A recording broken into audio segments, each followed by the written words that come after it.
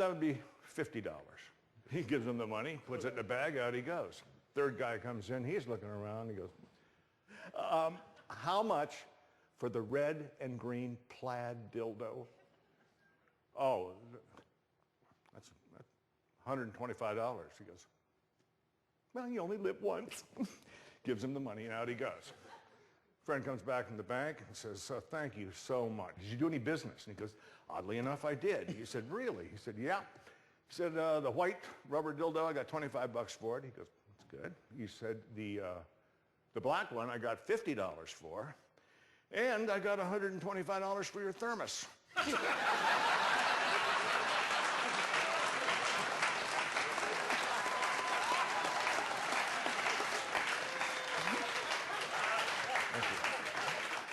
Nicely done. It's a cute story. It's one that you can tell, you know, family get-togethers at Thanksgiving, that kind of thing. You know, oddly, when I was a kid, I had a thermos with that was veiny, actually.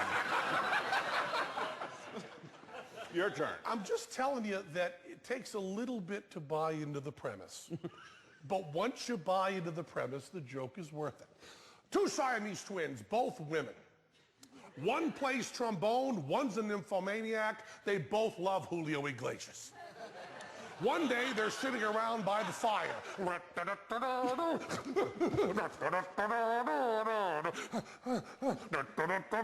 Hey, look, Julio Iglesias is coming to town. Great. Let's go. They get tickets. They are front row center for Julio Iglesias.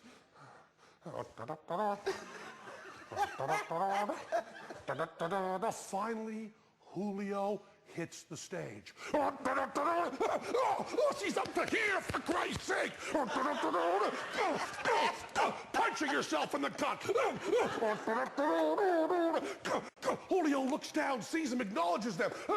The band leader sees them. During the show, he points to them. They stand up. They have to both stand up at once because they're Siamese twins. They stand up, and she takes the song, takes the whole chorus. Show's over. They go back to the stage door. There's a bouncer there. Can we get backstage? Slip him a little bit of money, a little bit of weed. They're backstage with Julio Iglesias. They're in the green room eating the snacks. All of a sudden, in his dressing gown, Julio enters the green room.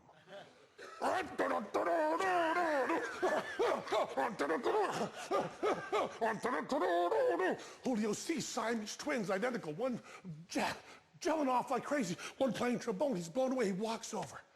He stands there. Just magically, he just opens his robe. This enormous heart-on. The Siamese twins drop to their knees. They start taking turns sucking him.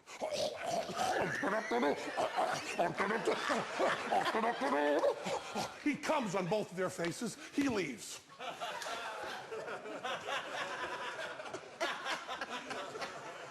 It's 1 year later. The Siamese twins are sitting by the fire.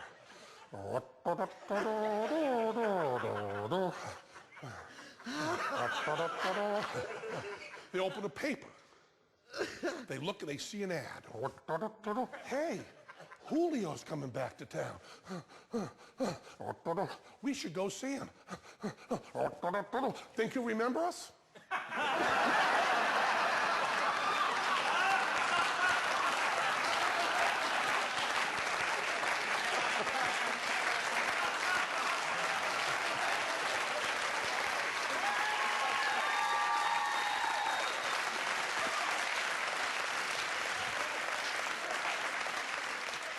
Well, that joke could have been done a lot quicker.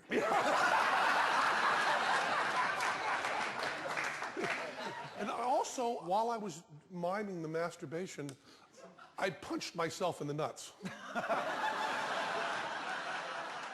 This kind of stuff we really want to know.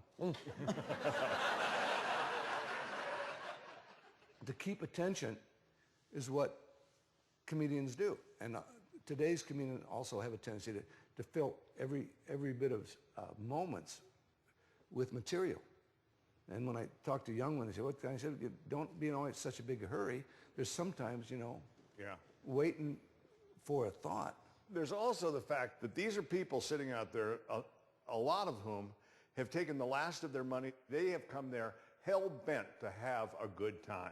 At one point, I would come out, and I think the first line was something like, I have a terrific show for you tonight, and there's no sense rushing it. And I would just sit there and do nothing. And the audience was laughing like crazy because they wanted to, because they paid money to laugh. Well, yeah, you haven't worked the clubs I work. Dick and I we were so bored with ourselves in a period of time. We've been 51 years doing this. I would go out and we'd say, let's see how long we can keep their attention without getting a laugh. And we went about 7 minutes, and you could feel them breathing, but we couldn't go past the 7 minutes. I tried it. I went 27 years.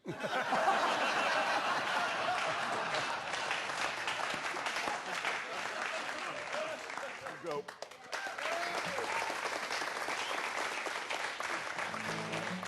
Now, since we're talking about playing a lot of these gigs on the road, etc., I used to have a band, and there were some places that you would play that nightclubs, I think, would even be gilding the lily. So anyway, when things got really, really bad, we would do this tune, and then we would see how quickly we could pack up everything on stage and get out. And it didn't matter if we were an hour into the show or 11 minutes, if it became intolerable. So I've played gigs from Philadelphia to Spokane, open shows for Lawrence Welk and Tiny Tim. And I admit I hit my bourbon and cocaine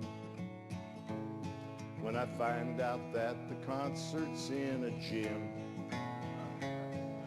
But I guess I keep on picking, 'cause it's all that I know how. If I took another job, I'd be a fake. But sometimes I feel like quitting, and you've made that sometime now. I played some shitholes, boy, but this takes the cake. Can't you see it's an artist up here playing? Can't you tell that there's more than meets the ear? Can't you hear that it's poetry I'm saying? Have you noticed, friends, that there's a genius here? No, you're too intent on clapping out of rhythm.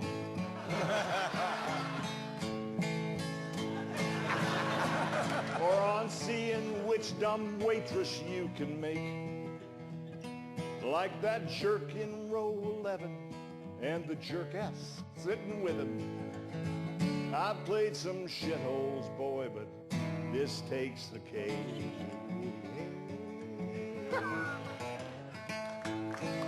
And then we would just get out of there as fast as we could. Thank you. You're not going to leave me hanging. Yeah. It's the only love song I've ever written.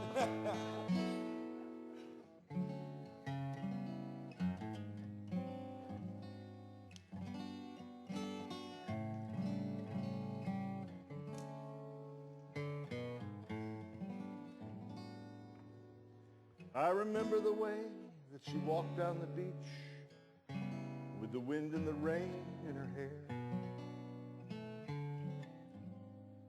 I'll never forget her as long as I live. I'll never forget Big Tits Jackson. That's it. Let me have that guitar. Now we're talking.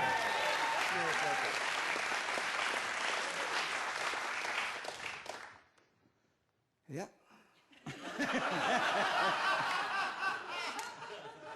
What happens when this cable comes off? Well, I put that on there because I just don't want any kids.